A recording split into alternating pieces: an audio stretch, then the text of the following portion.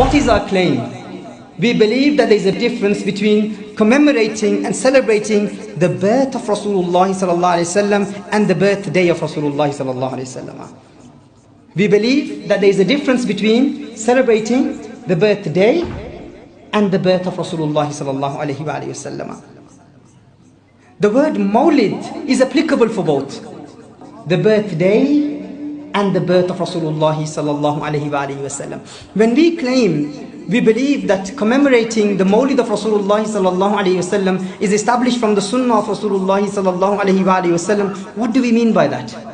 Do we say that celebrating the birthday of Rasulullah sallallahu alaihi wasallam is a Sunnah?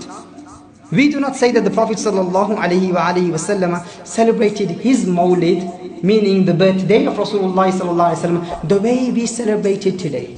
But we do say that Rasulullah sallallahu alaihi wasallam celebrated his birth, and he celebrated it the way we celebrate it today. So there's a big difference between celebrating the birthday of Rasulullah sallallahu alaihi wasallam and celebrating the actual birth of Rasulullah sallallahu alaihi wasallam. What do I mean by that? What I mean by that is celebrating it on the day when Rasulullah sallallahu alaihi wasallam was born. That is to celebrate the birthday of Rasulullah sallallahu alaihi wasallam. And to generally celebrate the birth of Rasulullah sallallahu alaihi wasallam on any other day, that is to celebrate the birth of Rasulullah sallallahu alaihi wasallam. And we say it is a sunnah of the Prophet sallallahu alaihi wasallam, and it is the sunnah of the companions of Rasulullah sallallahu alaihi wasallam. What do we mean by that? The meaning of this is the companions of Rasulullah sallallahu alaihi wasallam and the Prophet sallallahu alaihi wasallam himself, they commemorated and celebrated the birth of Rasulullah sallallahu alaihi wasallam. And the word Mawlid is applicable for both. Now if someone says, then why do you call it Mawlid? We thought that Mawlid means celebrating the birthday of Rasulullah sallallahu alaihi wasallam only.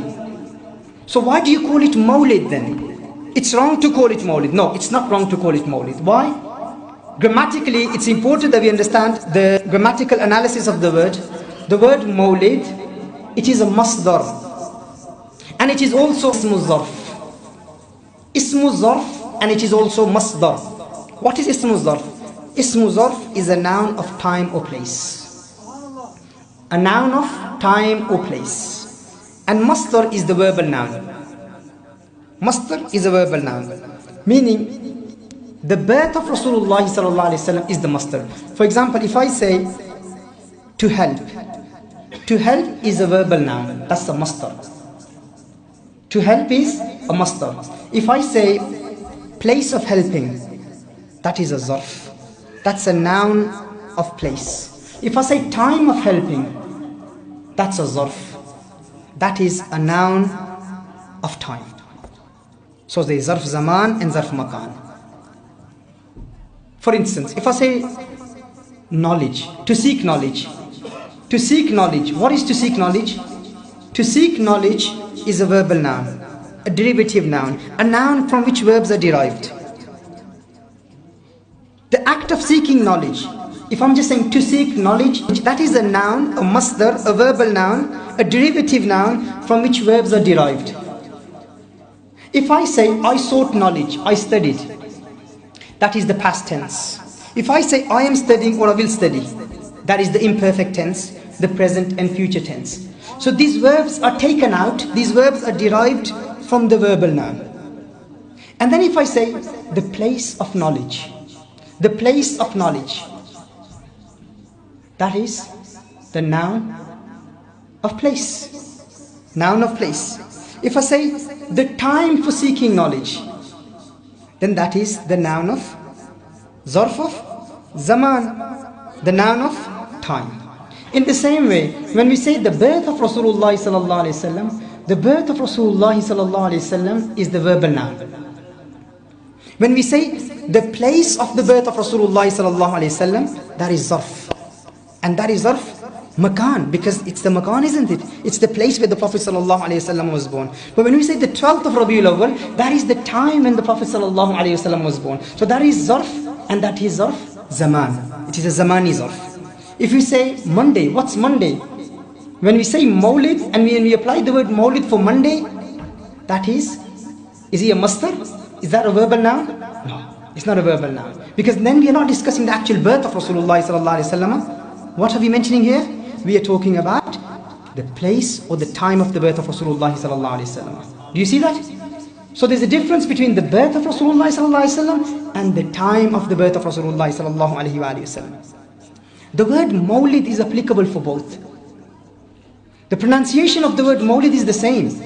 Mawlid.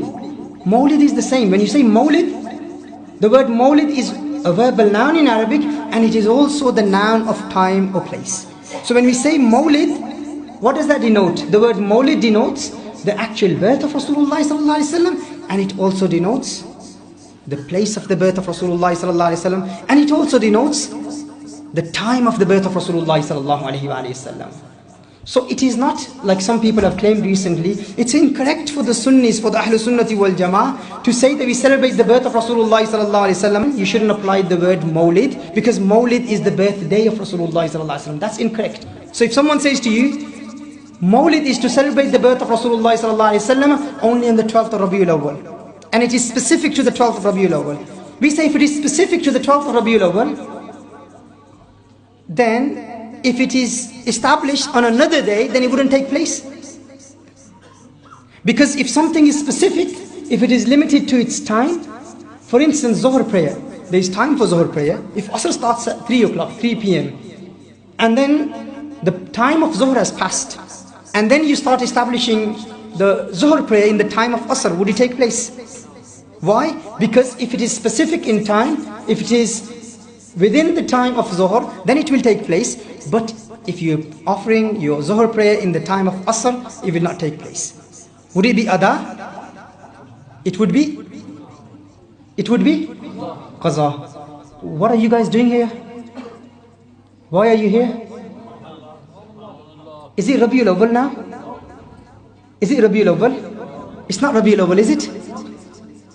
So your Mawlid gathering is not Ada, it's Qaza. Have you come here to do Qaza? Huh? People have come from Holland, people have come from Switzerland, from London, from Paris. So many people have come. They've come here for Qaza Ibadah. Huh?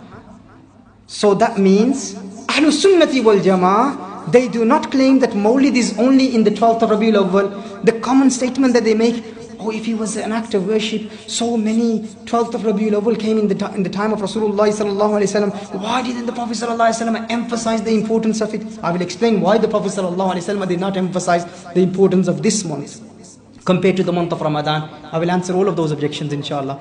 But the answer to that is, we do not claim that Mawlid is only celebrated on the 12th of Rabiul Awwal. We believe that Mawlid can be celebrated at any time, throughout the year. Whenever you want to celebrate Mawlid, the way we are celebrating it now. We are not celebrating it in Rabiul Awwal. This is not Rabiul Awwal. We are not in Rabiul Awwal. So it is Ada, isn't it? It's not Qaza. So since it is still Ada, even though it is not in Rabiul Awwal, that itself proves that we believe that Mawlid can be celebrated throughout the year. Do you understand this?